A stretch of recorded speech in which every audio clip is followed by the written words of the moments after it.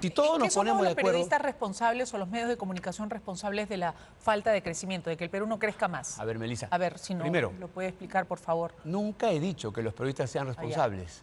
Entonces no sé por qué usted me dice Porque eso. no, me acaba de decir que cuando los medios hagan más, que cuando los periodistas le voy a hagan, precisar. por favor, ¿en qué Le podemos preciso. hacer? Ministro de Trabajo, el señor Daniel Maurate, a quien le damos los buenos días y la bienvenida. Buenos días, Melissa, y también un saludo a todos los televidentes de Canal N.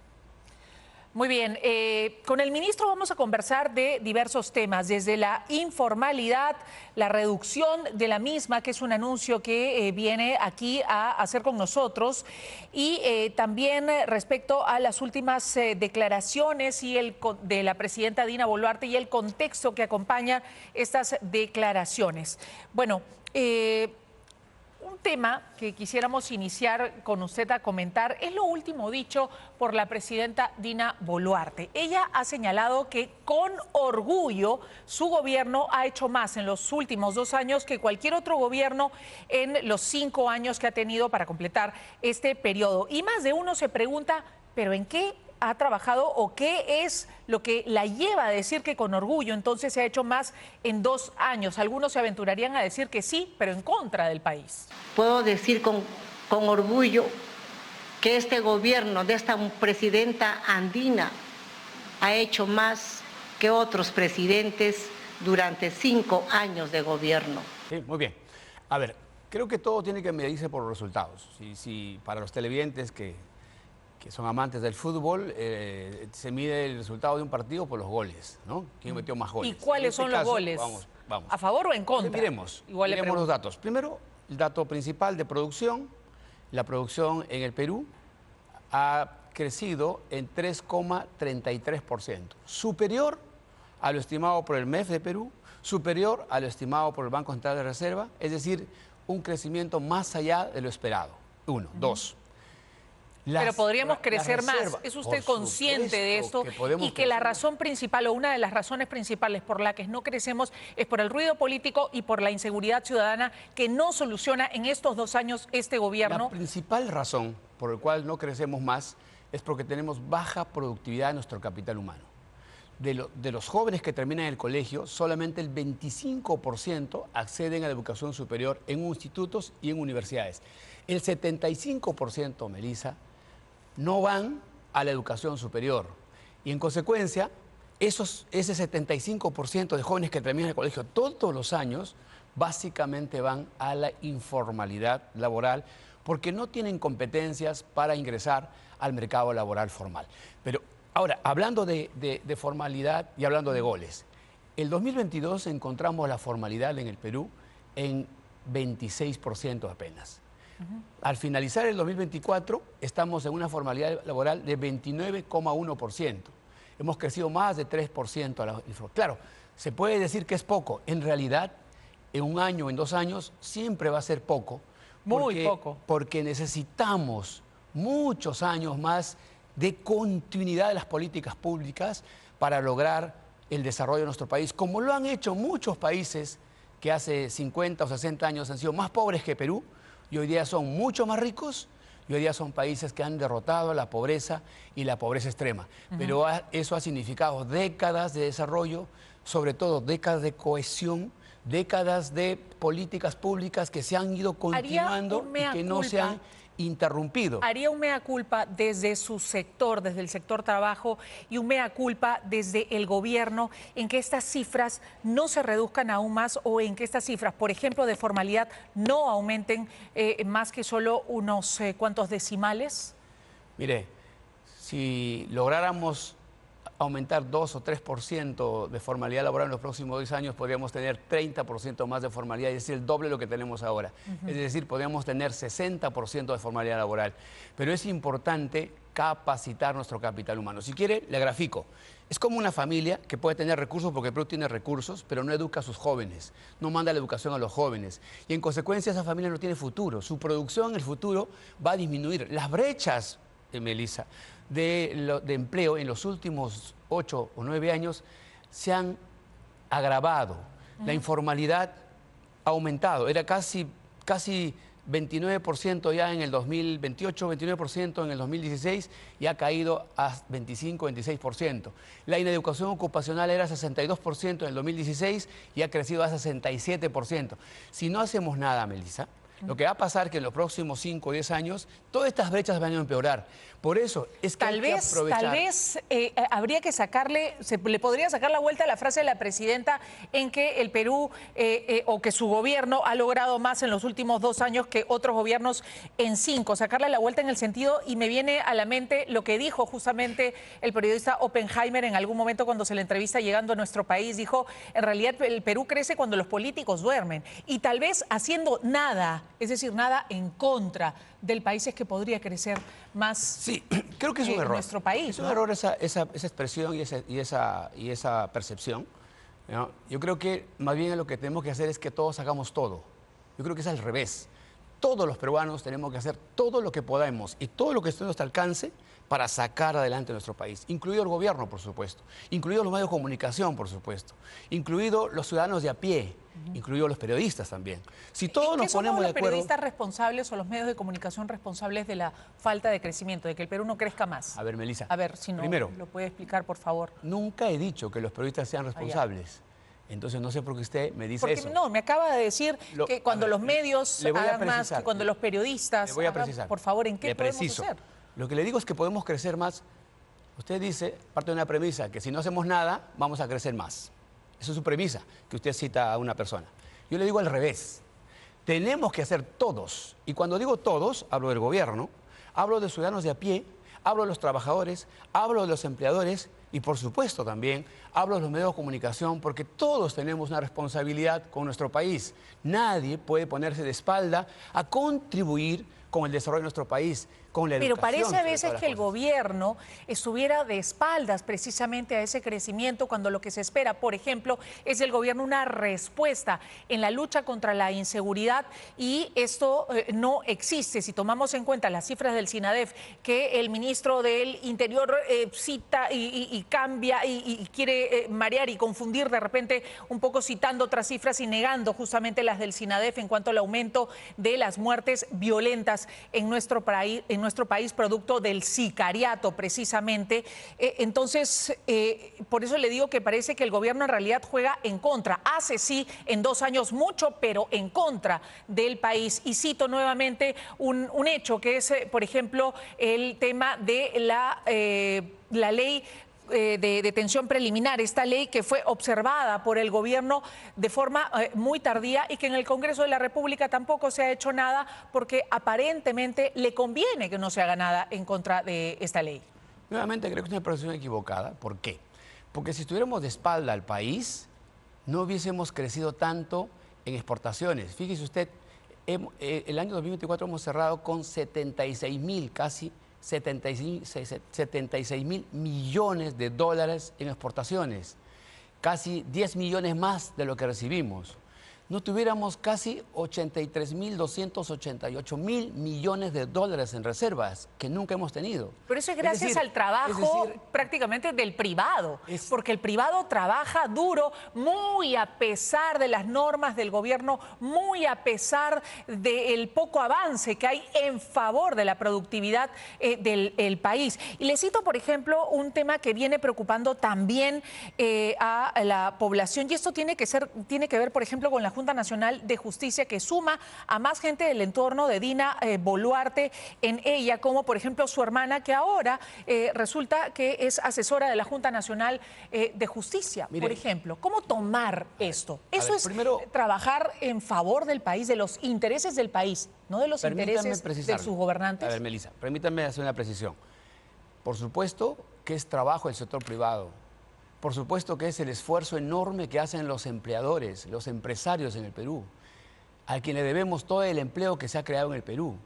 Es también esfuerzo de todos los trabajadores, Melissa, porque si no hay trabajadores no hay empresas.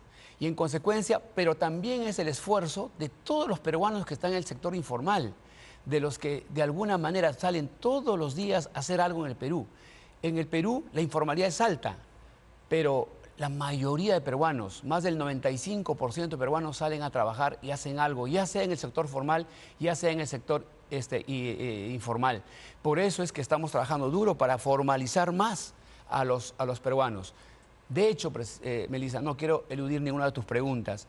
Hay, por supuesto, coyunturas, carpetas fiscales, investigaciones, y lo que yo siempre digo es que las investigaciones que hoy día se han abierto contra todos, acaban de abrir investigación también contra la fiscal de la Nación y contra la presidenta de la Corte, y lo mismo pido yo, lo mismo que siempre he pedido, Melissa, a los fiscales y a los jueces, para todos los ciudadanos, es decir, respeto al principio de la inocencia, al debido proceso, a no a los juicios mediáticos, a no a las condenas sociales. Lo mismo pido para la fiscal de la Nación y para la presidenta de la Corte Suprema, que no hagamos juicios anticipados, que no cortemos la presunción de la inocencia, que respetemos el debido proceso y sobre todo que respetemos la dignidad y el honor de todas las personas, incluido por supuesto de los magistrados que a veces también son denunciados y en consecuencia merecen un debido proceso y en consecuencia también respeto a su dignidad y a su honor. Correcto, pero no porque hayan, digamos, errores en algunos funcionarios del sistema de justicia nos vamos a tumbar o nos vamos a tirar abajo, digamos, leyes necesarias como la de extinción de dominio o, por ejemplo, la de detención preliminar en casos de no flagrancia que, como digo, hasta ahora continúa en el limbo, favoreciendo a la criminalidad organizada que justamente los empresarios, los que dan trabajo, han señalado es contraproducente incluso para la producción nacional. Concuerdo contigo. Yo creo que en todas las instituciones pueden haber personas que no están haciendo bien su trabajo, no por eso tenemos que liquidar la institución. Hay en el Perú instituciones democráticas que tenemos que respetar todos. Las instituciones democráticas básicamente es el Ejecutivo, el Congreso, el Poder Judicial, el Tribunal Constitucional, la Junta Nacional de Justicia, es decir, todas las instituciones, la Policía Nacional del Perú, por supuesto, todas las instituciones merecen respeto. Dentro de cada institución puede haber gente que está fallando, gente que ha entrado en corrupción, gente que ha cometido delito. A ellos hay que perseguirlos y a ellos hay que sancionarlos sin generalizar. Porque cuando generalizamos y cuando hacemos que todos sean culpables, entonces nadie es culpable. Tenemos que ir con precisión a aquellos que infringen la norma, a aquellos que cometen delitos para que sean investigados y sancionados severamente. Así sea el ministro del Interior, por ejemplo. Sea quien sea, por supuesto. Que ha salido a denunciar en este caso a la fiscal de la Nación ante la Junta Nacional de Justicia. Vuelvo a repetir, sea quien sea, pero todos los investigados, incluidas las personas que usted me menciona, merecen respeto al debido proceso, a la presunción de la inocencia y a no afectar su dignidad y su honor. Y hablando del ministro del Interior que ha tomado la decisión de tener un vocero, en el Ministerio de Trabajo también se ha pensado en esa posibilidad. ¿Usted ha pensado en la posibilidad de tener también un vocero? Nosotros, la presidenta, ahora el ministro del Interior, de repente el ministro de Trabajo también. En el Ministerio de Trabajo y Promoción del Empleo, el ministro, por supuesto, es el vocero del sector. Y, por supuesto, tenemos subsectores y tenemos un programa Jóvenes Productivos, por ejemplo, que está funcionando muy bien. Correcto. Otro día hablaremos, ojalá haya espacio para hablar de los jóvenes. Es importante hablar de los jóvenes. Y, por ejemplo, ahí tenemos a Daniela, que es la directora, que es la vocera. ¿Y va a ser ahora la vocera, entonces, en vez del ministro de Trabajo? No. Es la vocera de su dirección. Correcto. ¿Pero usted ha pensado en una vocería para tratar los temas del Ministerio de Trabajo y alejarse usted de los medios como ha hecho el ministro del Interior? ¿Le parece a usted una decisión acertada? Yo soy el vocero de mi sector y dentro del sector tenemos subsectores, tenemos direcciones que también tienen autorización para poder dar entrevistas y son convocados y van a los medios y responden por sus diferentes direcciones. Jóvenes Productivos, por ejemplo, tiene su vocero, que es Daniela. Capacítate, que es otra plataforma que tenemos, tiene su vocero. Ponte en Carrera también tiene un vocero principal, el vocero principal soy yo, pero tenemos muy buenos productos y aprovecho para también invitar a todos los televidentes que el 27 y el 28 vamos a hacer una mega feria laboral y vamos a ofrecer 8.000 puestos de trabajo en base al apoyo y la participación de 150 empresas. Para cerrar el tema, ministro, entonces en su sector usted no va a nombrar a ningún vocero oficial para que hable por usted como el ministro No, del Interior. de ninguna manera. Correcto. ¿Y le parece adecuado entonces que el ministro del Interior opte por esta forma de comunicación, alejarse de los medios, alejarse de los micrófonos? Respeto mucho a mis colegas, cada uno tiene su manera de trabajar, respeto su forma de trabajar, yo tengo la mía, yo respondo por la forma de trabajar y en consecuencia cada vez que haya necesidad de dar anuncio respecto a mi sector, por ejemplo, en mi carrera, que ya vamos en 1.700.000 visitas de jóvenes. Eso quiere decir, Melissa, ¿qué va a pasar? Que hoy día hay 1.700.000 de jóvenes que están escogiendo mejor sus carreras porque están mirando las carreras más pagadas, las carreras con mayor demanda y en consecuencia de acá en 5 años vamos a tener mejor adecuación ocupacional, en consecuencia capital humano más productivo y en consecuencia más trabajo, mejores condiciones laborales, menos pobreza y menos pobreza extrema. Eso es lo que hay que hacer en el Perú. Hay una decisión de la Corte Suprema que nos ha llamado la atención y quisiéramos conocer su punto de vista respecto a esto. Declara que los puestos del Estado no se heredan. Una decisión que marca el fin de un convenio colectivo que durante años permitía que familiares asumieran los cargos de aquellos trabajadores que fallecían o se jubilaban. Me parece, por ejemplo, que en Sedapal ocurría esta situación. ¿Cómo toma usted como ministro de Trabajo esta decisión? Me parece muy bien porque lo que tiene que evaluarse en el servidor público, en los trabajadores, básicamente es sus competencias laborales, ¿no? Entonces, y nosotros estamos ahora mismo trabajando políticas, por ejemplo, de cómo incorporamos a los jóvenes al sector público. Dentro del sector ya hemos dado lineamientos y directivas para que los directores generales en las contrataciones de CAS, por ejemplo, establezcan mecanismos y formas de cómo incorporamos a los jóvenes. Hemos hecho nosotros un concurso que se llama Ideatón, donde han participado jóvenes de todas las universidades y hemos escuchado sus conferencias. No tienes idea, Melissa, lo preparado que están los jóvenes, el liderazgo que tienen y ahora esos jóvenes... ¿Cómo hacer para que el Perú deje de ser el país sudamericano con mayor cantidad de informalidad y también, y esto es lo último, de acuerdo a datos de la OIT, según ha revelado Infobae, que donde aumenten más los desocupados, los desempleados y que solo nos supere Argentina, que pasó de 6,2 a 7,6 y nosotros mientras tanto hemos pasado de 5,3 a 5,9 la tasa de desempleados en nuestro país ha aumentado 0,6%. La receta está.